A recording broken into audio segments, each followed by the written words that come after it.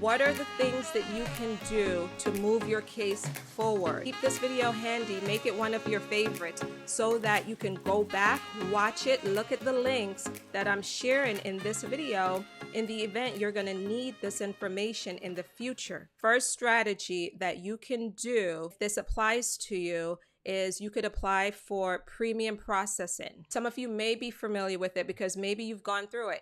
It largely is for those who are going through an employment-based process. For those who are processing or filing Form I-129 or the I-140, you pay a premium fee to get the application or the petition processed within 15 calendar days. Now, I'm going to scroll down. I'm going to share all the links in the description below, so don't worry about this. You'll get the links to these pages.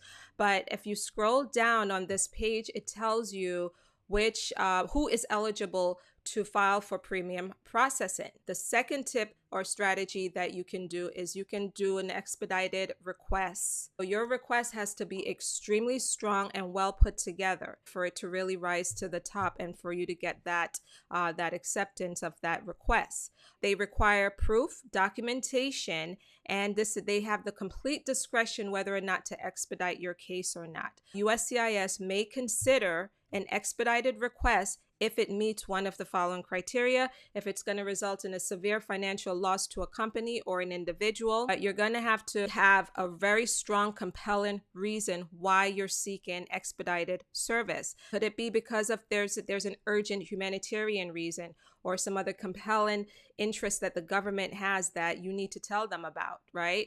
Or if USCIS made an error that is very clear that they made the error and they're causing this delay on your file. Go through this page right here and figure out whether you meet any of this criteria to put together a very strong request to expedite your case. Third thing that you can do is electronically file your petition or application. These are the forms that are available for you to file electronically online. There's the I-90 to replace your green card.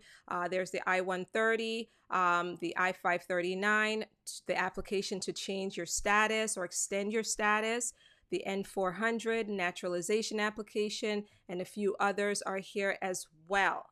The I-485, the adjustment of status application, is not on this list. Tip number 4 involves Congress. Congressional help can be effective during the immigration process because a staffer picks up the phone, contacts the ombudsman's office, or write a letter and say, hey, what's up?